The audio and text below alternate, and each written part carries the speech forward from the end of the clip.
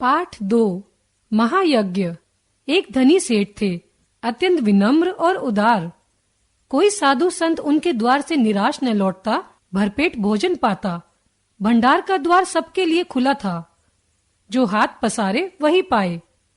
सेठ ने बहुत से यज्ञ किए थे और दान में न जाने कितना धन दीन दुखियों को दिया था, पर सबई दिन होत न एक समान। दिन बदले और सेठ की हालत पतली हो गई। संगी साथियों ने मुंह फेर लिया और नौबत यहां तक आ गई कि सेठ जी भूखों मरने लगे।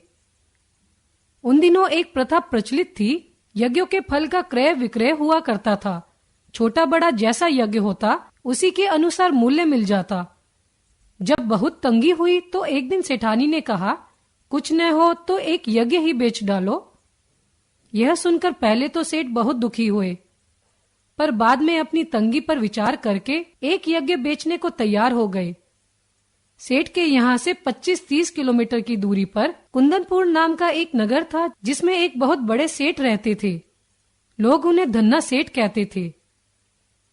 यह अफवाह थी कि उनकी सेठानी को कोई दैवी शक्ति प्राप्त है, जिससे वह तीनों लोगों की बात जान लेती है। धन की उनके पास कोई कमी न थी। सेठ ने उन्हीं के हाथ एक यज्ञ बेचने का विचार किया।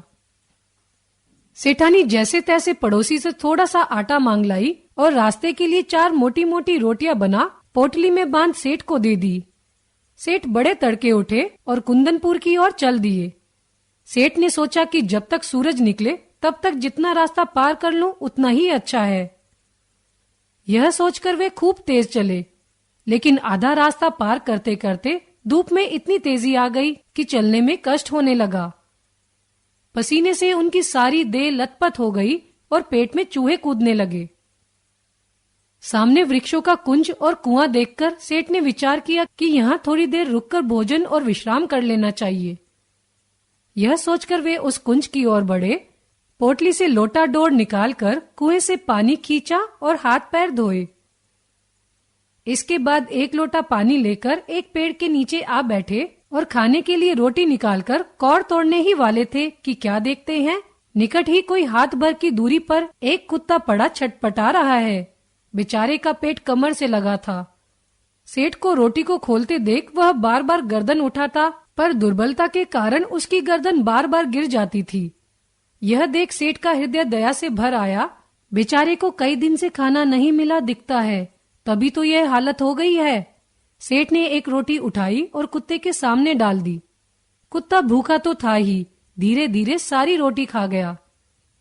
अब उसके शरीर में थोड़ी जान आती दिखाई दी। वह मुंह उठाकर सेठ की ओर देखने लगा। उसकी आंखों में कृतज्ञता थी। सेठ ने सोचा कि एक रोटी इसे और खिला दूं तो फिर यह चलने फिरने योग्य हो जाएगा। यह सोच सेठ ने एक रोटी और उठाई और टुकड़े टुकड़े करके उसे खिला दी। 2 रोटियां खाने के बाद कुत्ते के शरीर में शक्ति आ गई और खिसकता खिसकता वह सेठ के समीप आ गया।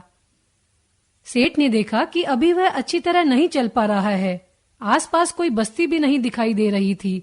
सेठ ने सोचा, इसे एक रोटी और दे दूं तो फिर यह अच्छी तरह चल फिर सकेगा। मेरा क्या है, जैसे 2 खाई वैसे 1, थोड़ी देर में कुंदनपुर पहुंच ही जाऊंगा। सेठ ने तीसरी रोटी उठाई और कुत्ते को खिला दी। 1 रोटी बची, उसे लेकर वे स्वयं खाने ही वाले थे कि सेठ ने देखा कुत्ते की आंखें अब भी उनकी ओर जमी है। उन आंखों में करुण याचना है। सहसा सेठ ने मुंह से निकाला, हाय बेचारा न जाने कितने दिन से भूखा पड़ा है। उनके मन में आया, मेरा काम तो पानी से भी चल सकता है। इस बेचारे मूक और बेबस जीव को 1 रोटी और मिल जाए तो फिर निश्चय ही इसमें इतनी ताकत आ जाएगी कि किसी बस्ती तक पहुंच सके। सेठ ने अधिक सोच विचार नहीं किया और वह अंतिम रोटी भी उस कुत्ते को खिला दी। स्वयं एक लोटा पानी पीकर तथा थोड़ा विश्राम करके उन्होंने अपना रास्ता पकड़ा। दिया जले सेठ कुंदनपुर पहुंचे। धन्ना सेठ की हवेली पर गए तो उन्होंने उठकर सेठ का स्वागत किया। पूछा, कहो सेठ, कैसे आना हुआ? सेठ ने कहा, संकट में हूं और एक यज्ञ आपके हाथ बेचने आया हूं। इतने में धन्ना सेठ की पत्नी ने आकर सेठ को प्रणाम किया और बोली, सेठ जी, यज्ञ खरीदने के लिए तो हम तैयार हैं, पर आपको अपना महायज्ञ बेचना होगा। महायज्ञ? सेठ ने आश्चर्य से कहा। हाँ, वही जो आज आपने किया है, धन्ना सेठ की पत्नी ने कहा। सेठ बड़े आश्चर्य में पड़ गए। महायज्ञ और आज? वे समझ गए कि उनका मजाक उड़ाया जा रहा है। विनम्र भाव से बोले, आप आज की कहती हैं? मैंने तो बरसों से कोई यज्ञ नहीं किया, मेरी स्थिति ही ऐसी नहीं थी। धन्ना सेठ की पत्नी ने गंभीर भाव से कहा, नहीं सेठ जी, आज आपने भारी यज्ञ किया है।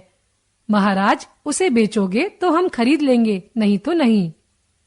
सेठ को निश्चय हो गया कि इन लोगों को यज्ञ खरीदना नहीं है, इसलिए ऐसी बातें की जा रही हैं। क्या सोचते हो सेठ जी? बोलो, राजी हो? धन्ना सेठ की पत्नी ने पूछा। सेठ ने खिन्न होकर कहा, सेठानी जी, हंसी छोड़िए, काम की बात कीजिए।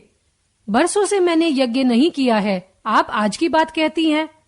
सेठानी ने समझाया, आज रास्ते में 4 रोटियां स्वयं न खाकर भूखे कुत्ते को खिला दी, यह महायज्ञ नहीं तो और क्या है?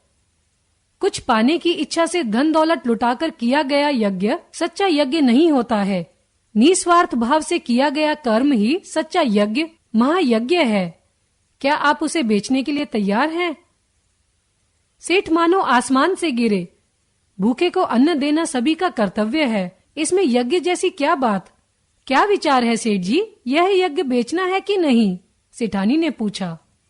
सेठ ने कोई उत्तर नहीं दिया, चुपचाप पोटली उठाई और हवेली से बाहर चले आए। उन्हें मानवोचित कर्तव्य का मूल्य लेना उचित न लगा। कुंदनपुर की धर्मशाला के चबूतरे पर भूखे पेट जैसे तैसे रात बिताकर पांव फटे वहां से चलकर अगले दिन शाम को सेठ अपने घर आ पहुंचे। सेठानी बड़ी बड़ी आशाएं लगाए बैठी थी। सेठ को खाली हाथ वापस आया देख आशंका से कांप उठी। बोली, क्यों धन्ना सेठ मिले? क्यों धन्ना सेठ मिले? सेठ ने सारी कथा सुनाई। सुनकर सेठानी की सारी वेदना न जाने कहां विलीन हो गई। हृदय उल्लसित हो उठा। विपत्ति में भी